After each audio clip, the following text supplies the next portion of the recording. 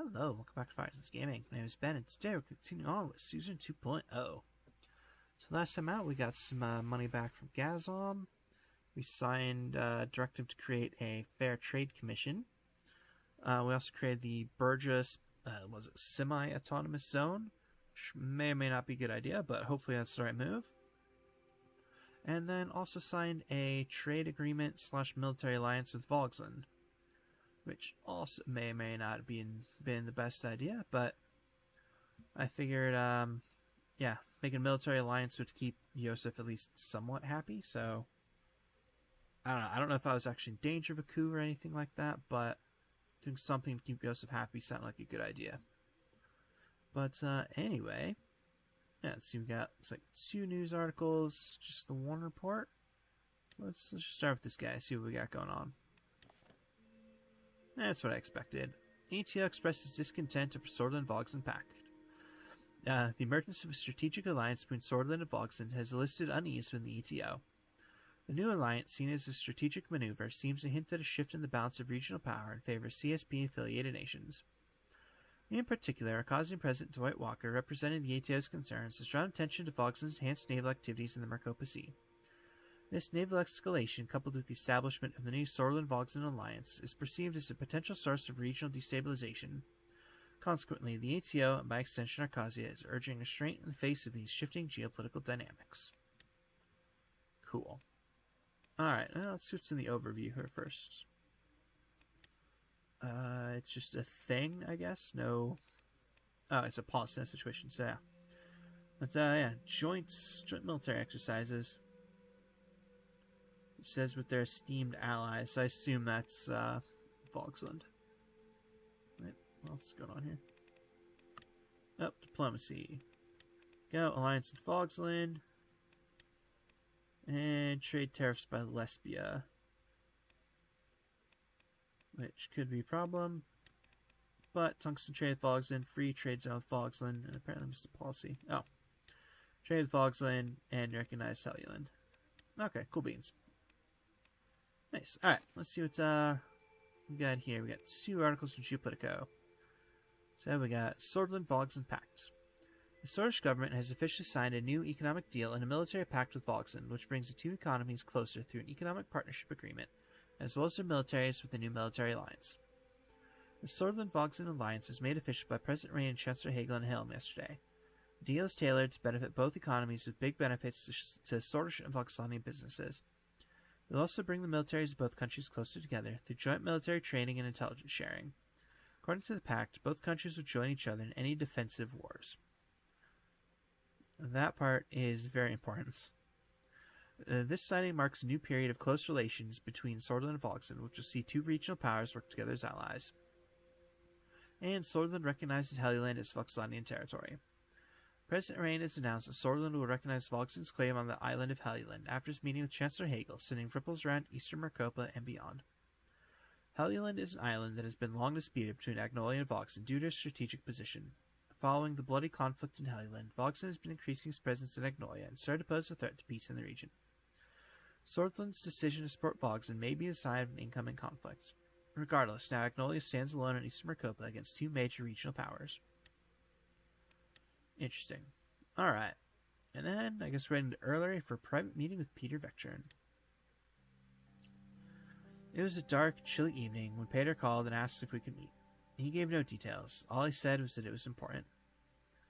I drove alone through Holsworth suburbs until I reached the meeting point he named, 147 Rueck Avenue, number 26, our old campaign headquarters, untouched since the night of the election. This is where everything began. I made my way up the dusty staircase of the office building. The light in the second-floor hallway was out, so I used a cigarette lighter to find my way to the one door marked 26. I pulled on the handle, but it wouldn't budge. The heavy door had always been a pain to open. Coming. Petr pushed on the door with all his weight. I made a screeching sound as it opened. Without further ado, I bid you welcome to this garden assault post by yours truly, Petr Vectrin. He made an exaggerated bow. The dust from the open door was still settling down.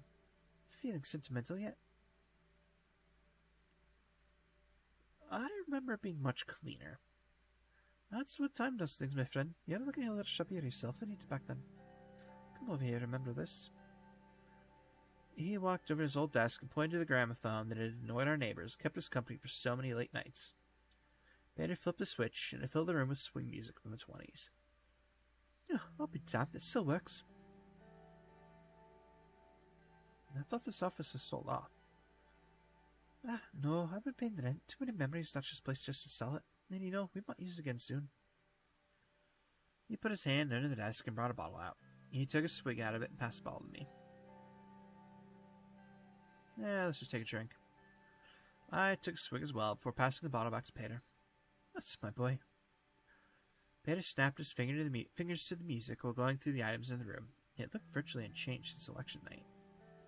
Come on, have a look around, see if it doesn't bring back memories. I walked over to my old desk, sat down on the squeaky chair, and opened the top drawer.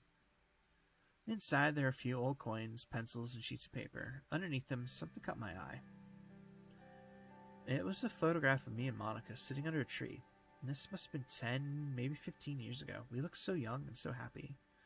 Monica would love to see this. Nice find. Look at baby Anton. You didn't even have your iconic look. I'll take it. I took the photograph and slid it into my jacket pocket. I'm just going to keep going. I walked over to the tower of storage boxes and opened one of them. In one of the storage boxes, I found a heavy object wrapped safely. I unwrapped it. It was an emerald-colored statue of a goat, the symbol of Swordland. I remember this was a gift from Brenda, one of the 53 election campaign assistants. It looked good on my desk in the palace.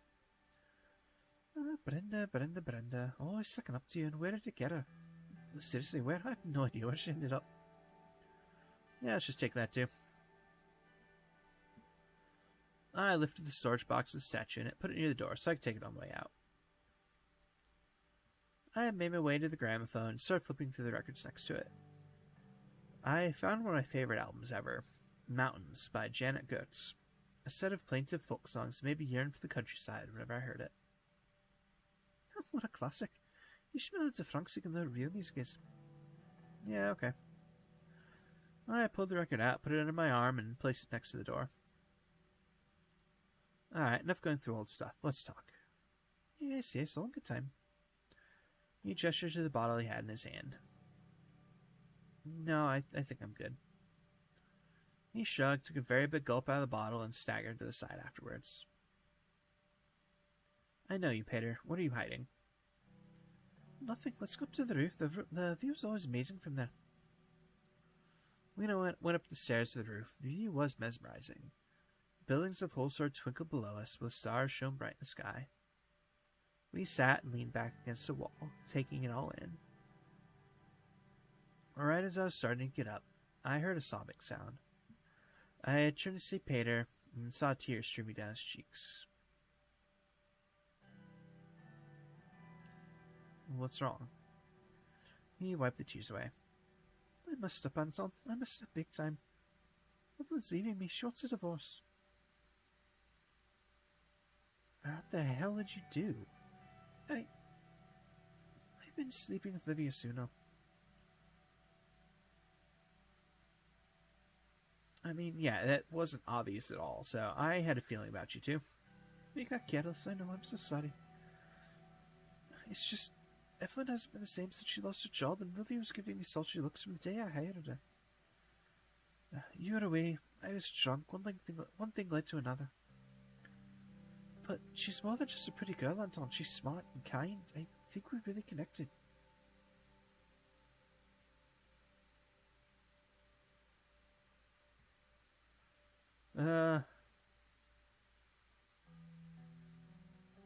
Let's see.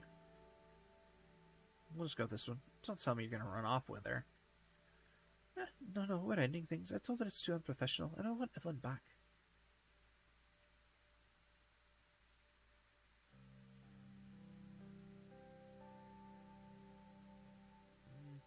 Well, maybe I can speak to Evelyn and plead your case. Anton, you can do that for me? Of course I would. I'd do it for my best friend. What evidence does she have of the affair? She wrote me a rather saucy note. I made the mistake of putting my pants pocket on laundry day.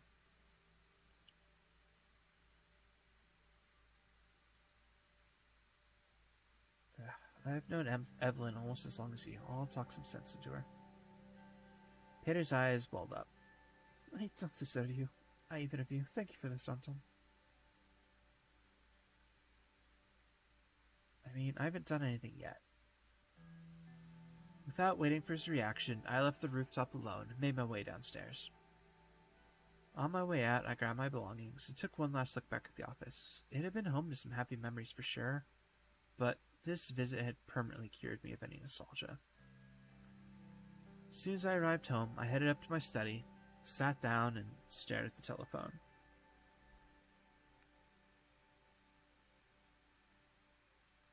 I mean, the smart move is to call Lucian and try to head this off, so we're going to do that. I picked up the phone and dialed Lucian's number. He picked up very quickly. Yes, Mr. President. I had told Lucian everything Petr told me about himself, Evelyn, and Lydia. Thank you for calling me, Mr. President. This serves to confirm some suspicions of my own. We have to meet. What suspicions? I'd rather discuss this in person, tomorrow morning in the office, early, before either of the two arrive. Don't bring this up with anyone else. I fear we may have more than a mere dalliance on our hands. The line dropped. I stared at the receiver, wondering what his last statement meant. What was going on that I didn't know about? I went to bed, but couldn't sleep at all.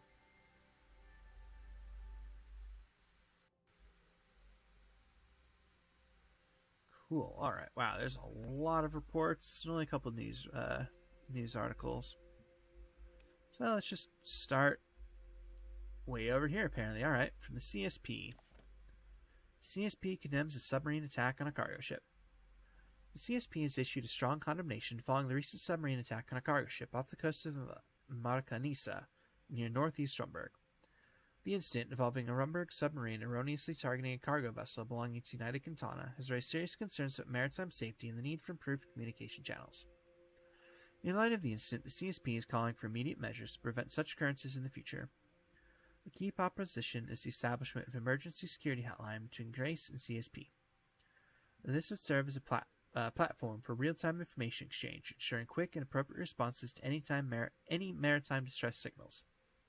The Pact believes that this initiative will significantly enhance maritime safety, providing a buffer against inadvertent escalations. Interesting. Then from Lockhaven, the National Business Council warns of excessive spending. The NBC issued a critical warning about the massive government budget deficit, which occurred in the third year of the administration.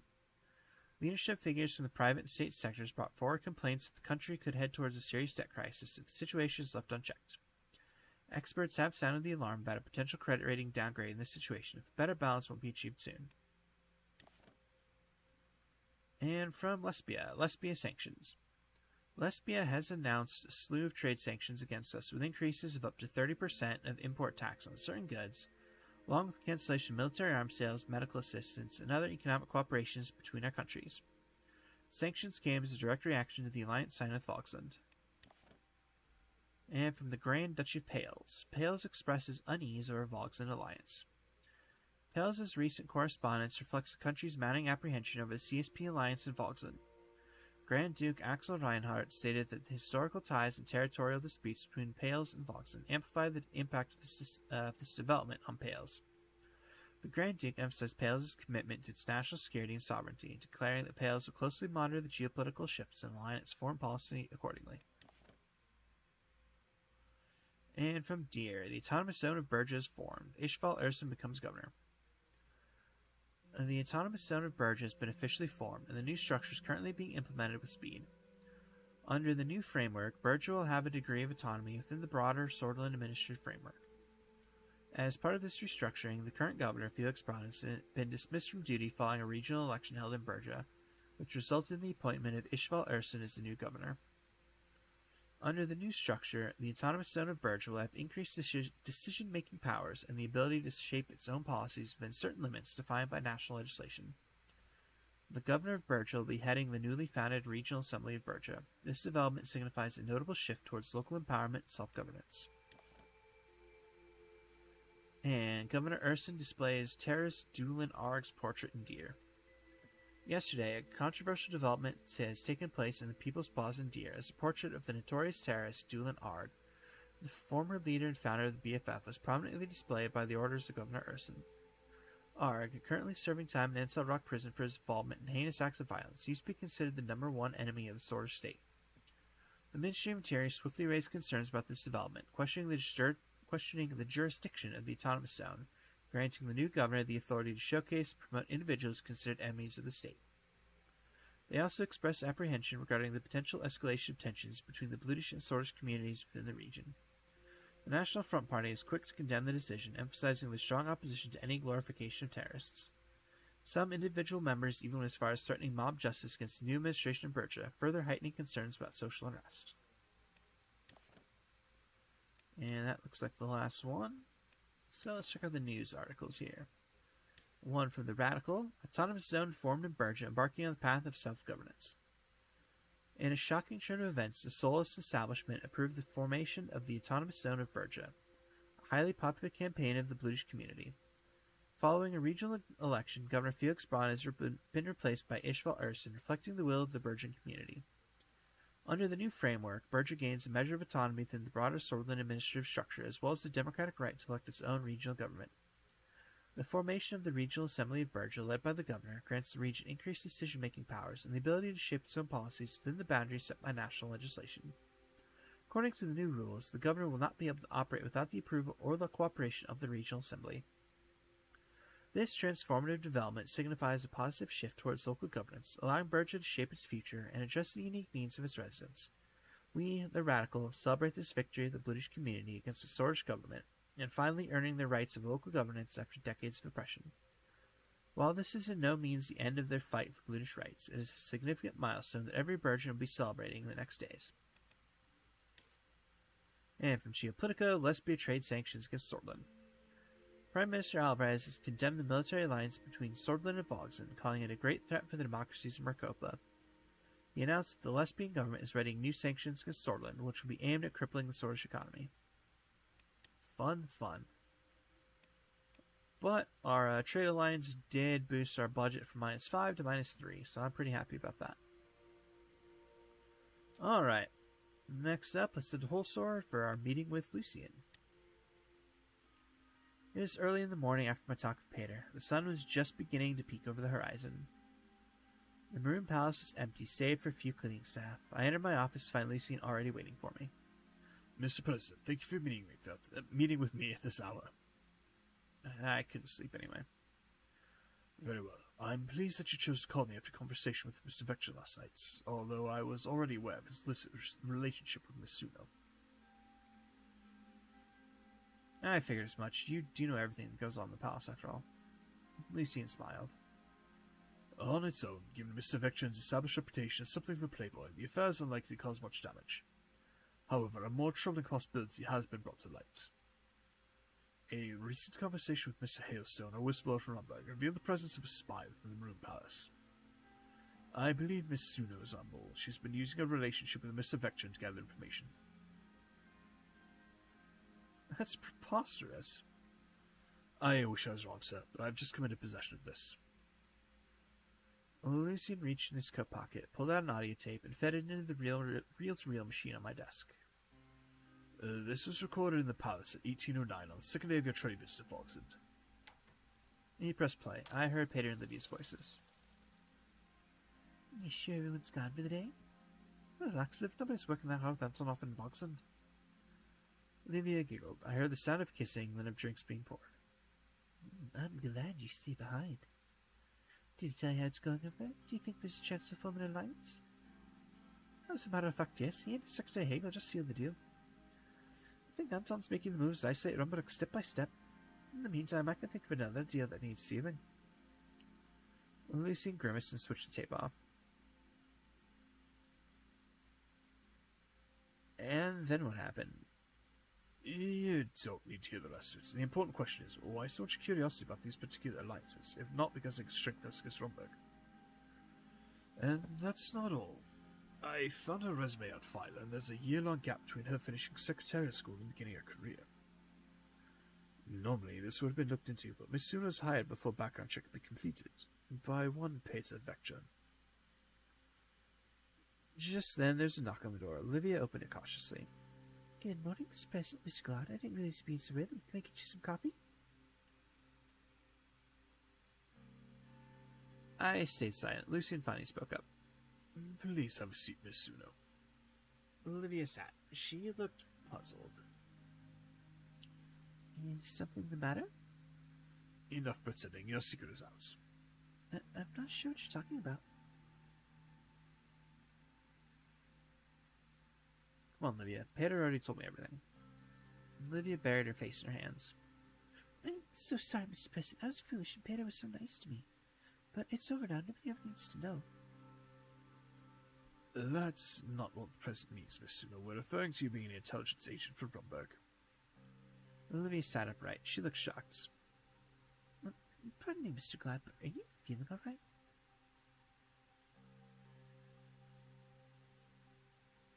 He's fine. What do you have to say for yourself? Mr. President, I understand if you don't want me to keep my job, but why smear me with such outlandish accusations? Miss Suno, indulge me for a moment. What were you doing in the year 1951? Olivia's face flushed. If you must know, I was working as a cigarette girl at Porter's in Slovakia and Saloon. I was saving up so I could afford my own place in Orsword. Here's the proprietor's number if you need to double check. She scribbled the telephone number on a piece of paper. Lucian snatched it up.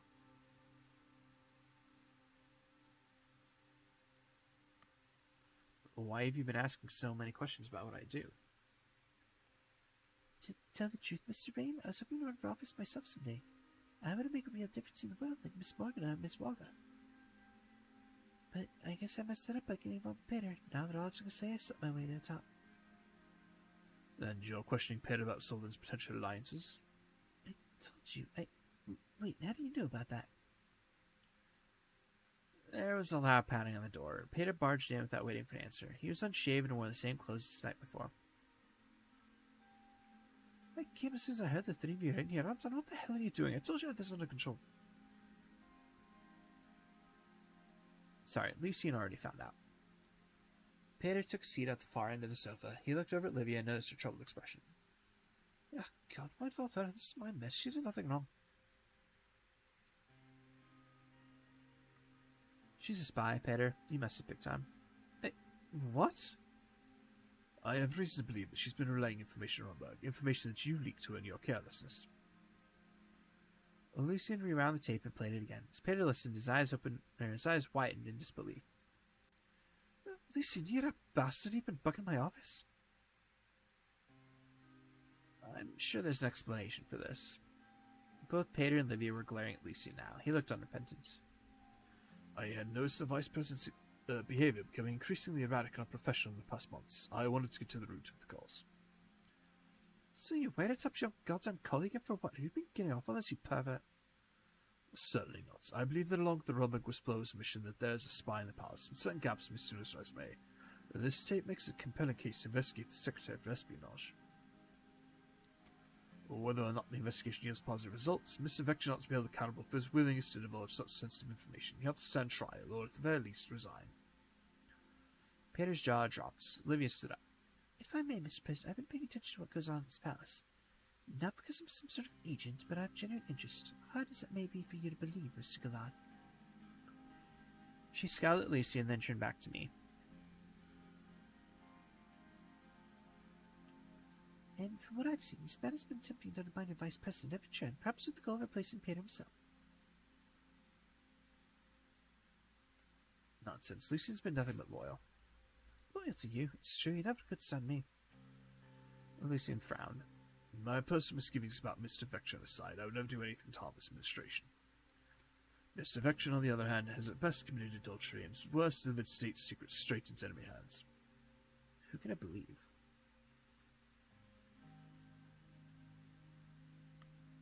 Lucian, can I speak to you alone for a moment? Petr and Livia exchanged worried glances before exiting my office. What are you going to do, Mr. President?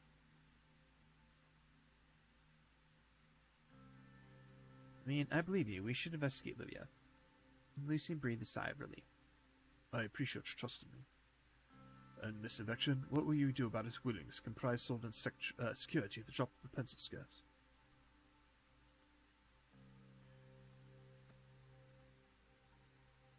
I'll settle that with him personally. Very well. Just keep in mind you may need him to shoulder the blame for this. Lucian adjusted his tie. I'll apologize to Miss Suno and tell this has all been a misunderstanding. We can't have her running away during the investigation. No, I'll do it myself. She's too suspicious of you. Very well, sir. Lucian gave a slight bow as he left the office. I sat by myself for a while, wondering what exactly I had set into motion.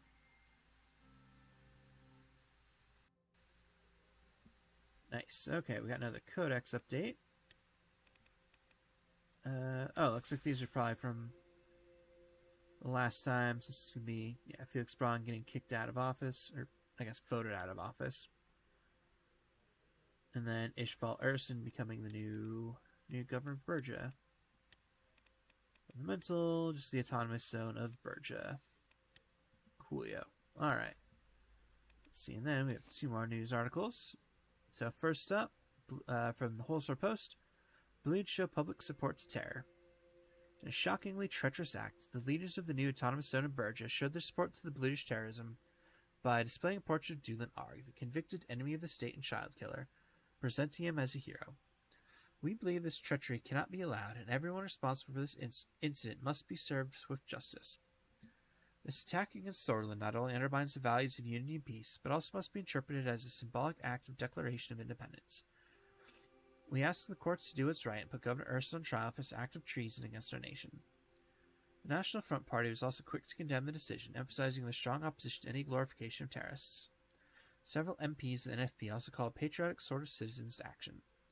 We also support these calls and would like to point out that the inaction of the government surely bring a reaction from the ground. Nice. So the NFP is just calling for borderline state-sponsored mob justice to enforce their racist nonsense. Fantastic. All right. And from Lockhaven Times, who seem to be a little bit more level-headed usually. Governor Urson sparks outrage with controversial display of notorious terrorist portrait. In a deeply concerning turn of events, Governor Urson of the Autonomous Zone of Berja has ignited a firestorm of criticism by prominently displaying a portrait of Dulan Arg, convicted terrorist and former leader of the Bluish Freedom Front, in the People's Plaza in Deer. Arg, who is currently serving time in Ansel Rock Prison for his despicable involvement in heinous acts of violence against the Swordfish state, was once considered the archenemy of our nation. The Ministry of Interior swiftly voiced its grave concerns, questioning the jurisdiction of the Autonomous Zone and granting Governor Urson the authority to showcase and promote individuals who have long been deemed enemies of the state. This move raises serious doubts about the governor's judgment and highlights his disregard for the principles of justice and national security. The National Front Party wasted no time in vehemently condemning this decision, stressing their unwavering opposition to any form of terrorist glorification. The party's members, expressing their outrage, have even resorted to threatening potential mob justice against the new administration in Berja, further exacerbating fears of social unrest and division. Fun times. Alright. Let's see here. Looks like we got 2 things here in whole sorts. Let's start with the results of the affair scandal.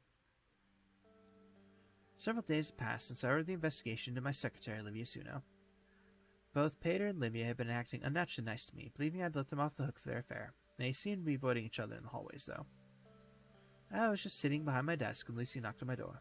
Sir, a moment of your time? Of course. Lucian entered my office and closed the door behind him. Our security team traveled to Lockhaven to speak to the owners of the pub Suno named. They confirmed that one Livia Suno had worked there. Their description of her did not match that of your secretary. However, it did match that of an unidentified corpse that washed up in Lenkirk Bay 2 months before your inauguration. Ah, shit. Further investigation by operatives in Rolberg matched Miss Suno's description to a woman named Ilana Vance, last seen graduated from Crimson Political Sciences Institute. Our whistleblower from Rumberg recognized the name Vance as belonging to a deeply embedded covert agent, although he had previously assumed it was a man.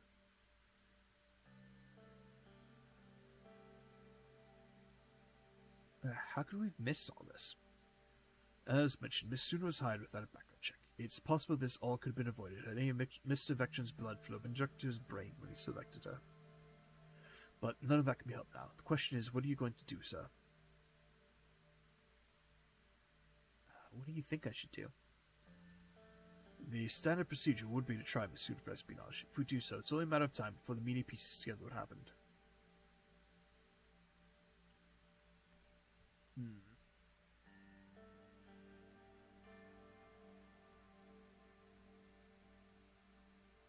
I mean...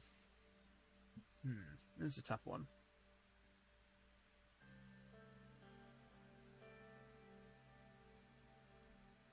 I'll look like a fool for having under my nose this entire time. That's why you must let Miss Eviction take the fall.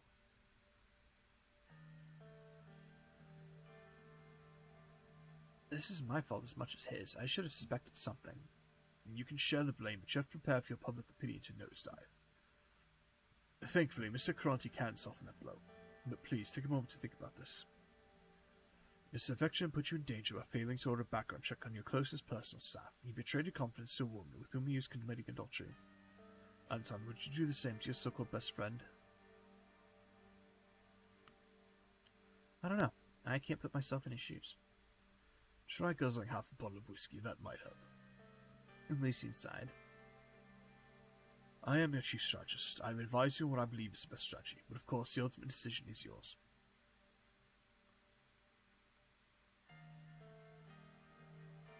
I'll shoulder the blame along with him. Lucian looked as if he was about to object one last time, but instead smiled thinly. Very well. I shall consult with Mr. Cronty and write a statement for you to read at the press conference. I'll leave you to handle Miss Vance. Thank you. Lucy nodded and walked out. I called Carl Greiser from my desk and explained the situation. After a few minutes, I rang for Livia. She entered my office. Is there something you need, Miss President? You tell me, Ilana. A barely perceptible flash of fear crossed her face. Livia, sir. My name is Livia. I nodded towards my office doorway. Carl Greiser was standing there along with two of his guards, blocking the entrance. Lord of Vance, you're under arrest on suspicion of espionage. Please come with me. Her eyes darted around the room. What the hell's going on? Miss President, have you let Lucy get your head? I thought you were smarter than that.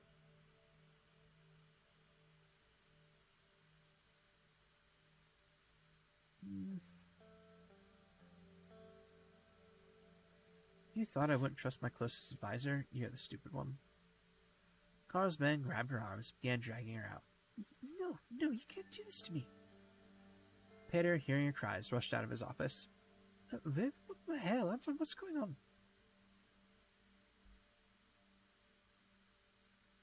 Her name's Ilana. Lucian was right about her. She's a spy. No, that can't be true, can it, Liv? I won't say another word if that lawyer present. She looked Petr square in the eye. Accept this. You're a saddle, drunk, and a lousy lay. Honestly, if I were a Rumbrick spy, I'd barely have to do anything. You'd have served them right for the taking. She straightened up, ran a hand through her curls, and allowed Carl to lead her away. Petr sank to the floor in front of me. Anton, what the hell just happened? I'll tell you in my office. Feel free to take a moment first. Once Petr's in my office, I shut the door and explained everything Lucian told me about Livia. But she believed him. Well, better safe than sorry, especially after what she called me. At least we finally have this ordeal behind us. Let's get on with running the country, shall we? Yes, let's. I can't believe I was so careless. It's gonna be a whole new me from now on, Anton, I promise. I watched him leave. Whole new Petr. I hoped he was right about that.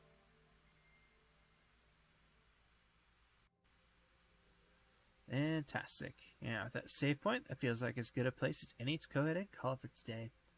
So, as always, thank you very much for watching. I hope to see y'all next time.